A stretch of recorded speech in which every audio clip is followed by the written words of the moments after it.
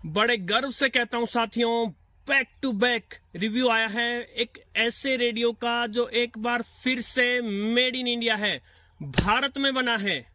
दो पंक्तियां तो बनती हैं इसके लिए। मेरे देश में, हाँ मेरे देश में पवन चली पुरवाई, मेरे देश में। भारत में बना ये फिलिप्स का RL191 टाइगर रेडियो क्लेम करता है सबसे बढ़िया सिग्नल। जब इसके कंपैरिजन वीडियोज आएंगे साथियों तो पता चल जाएगा कि सबसे बढ़िया सिग्नल्स हैं या नहीं हैं। किंतु एक बात तो इसके बॉक्स को देखकर पता चल गई कि भारत में बना है ये। चीन में 99%, 99% रेडियोस चीन में बन रहे हैं।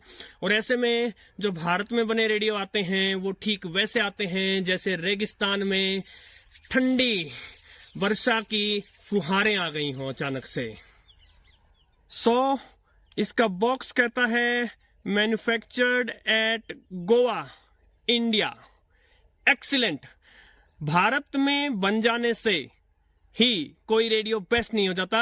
इसके फीचर्स देखेंगे, इसका रिसेप्शन देखेंगे, इसकी हर क्वालिटी देखेंगे और हम पता करेंगे क्या ये रेडियो लेने लायक है। तो आइए साथियों करते हैं इसकी समीक्षा।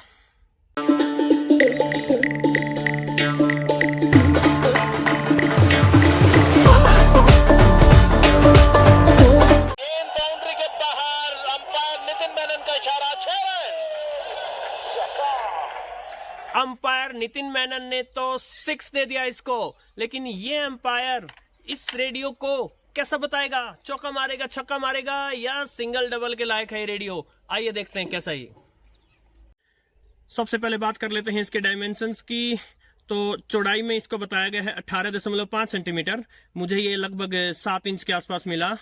और ऊंचाई में इसको बताया गया है 11.8 सेंटीमीटर, कुछ 4.5 इंच मिला मुझे। और विड्थ में, चौड़ाई में ये बताया गया है 6.3 सेंटीमीटर, मुझे इसकी विड्थ लगभग 2 इंच मिली। इसका वजन जो बताया गया है वो 381 ग्राम।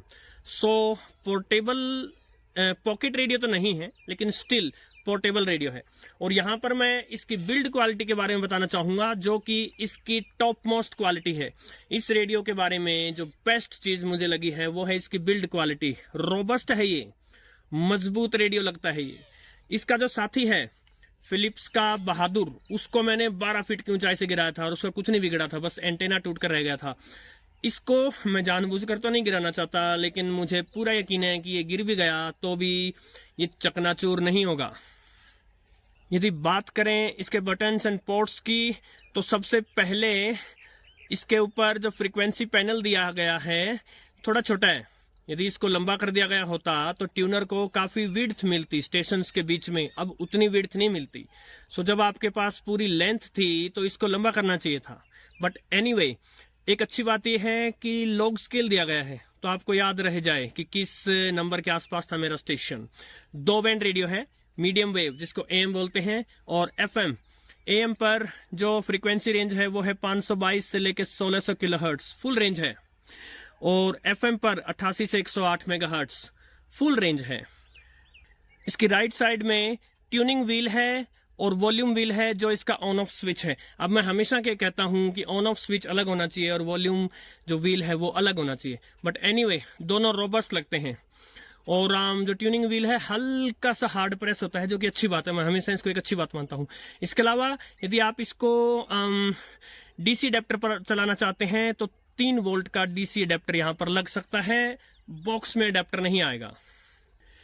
बैंड स्विच है, वेरी सिंपल, उधर मीडियम वेव, इधर FM। इसके अलावा एंटेना है। अब जो एंटेना की क्वालिटी है एवरेज है। जो वीक एंटेना के रेडियो देखे मैंने उनसे बेटर है, बट इससे स्ट्रॉन्ग एंटेना आते हैं। एंटेना की हाइट है कुछ 20 इंच। अब यहाँ मैं बता देना चाहूंगा, जब एंटेना की हाइट मापते हैं तो ग्राउंड लेवल से मापी जाती है, इसके यहां से और एंटेना के टॉप तक मापी जाएगी। इसको पावर मिलेगी 2 D सेल्स से। आपको वीडियो तो याद होगा साथियों, बैटरी नहीं है ये, सेल्स हैं। 2 D सेल चाहिए फुल साइज वाले इसको पावर देने के लिए। और अब क्यों ना इसका साउंड चेक कर लिया जाए। फुल वॉल्यूम दे रहा हूं, आकाशवाणी हिसार जो यहाँ का लोकल एफएम स्टेशन है 102.3 मेगाहर्ट्ज में ये उनका चौथा फुल शतक वॉल्यूम होगा। है। हेनरी क्लासन 82 रन बनाकर खेल रहे हैं 54 गेंदों पर। 9 चौके 2 छक्के उनके बल्ले से निकले हैं और मार्को यानसन विश्व कप क्रिकेट का मैच चल रहा है यहाँ पर। वॉल्यूम फुल देने पर अभी कोई डिस्टॉर्शन नहीं आई, लेकिन मैंने सुना था जब म्यूजिक चल रहा होता है और फुल वॉल्यूम चलता है तो हल्की सी मामूली सी डिस्टॉर्शन आती है एफएम बैंड पर, और मीडियम वेव बैंड पर, एएम बैंड पर जो है वो डिस्टॉर्शन थोड़ी और ज्यादा होती है। जो इसका साउंड एफएम पर है वो बेटर है, और जो मीडियम वेव बैंड पर इसका साउंड है वो हल्का सा ऐसे लगता है जैसे थोड़ा दूर से आवाज आ रही है, जैसे किसी कमरे में गूंज कर आवाज आ रही हो। बेस साइड कम चला जाता है, ट्रेबल साइड ज्यादा बढ़ जाता है, लेकिन एफएम पर जब इसका साउंड आता है तो बैलेंस्ड आता है। एक बार फटाफट से देख लेते हैं, एफएम बैंड को ट्यून करके देख लेते हैं फटाफट से, मोटा मोटा क्या स्टेशन चल रहे हैं।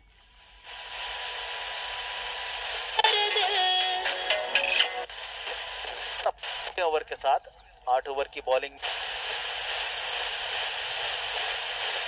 मात्र 60% से शुरू।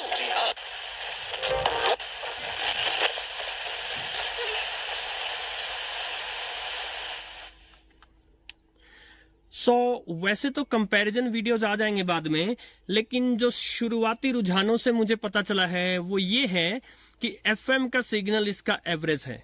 यदि आप बहुत ज्यादा दूर दराज के इलाकों में रहते हैं तब एफएम के लिए मैं इसको रेकमेंड नहीं करूंगा, लेकिन जब इसका कंपैरिजन होगा दूसरे रेडियोज से तब बेटर पिक्चर हमारे सामने निकल करके आएगी।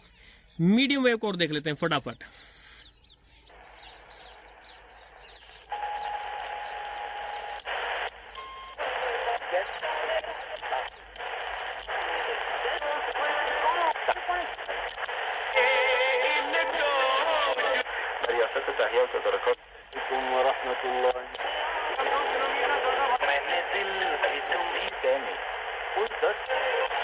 Ambedkar stadium in the evening.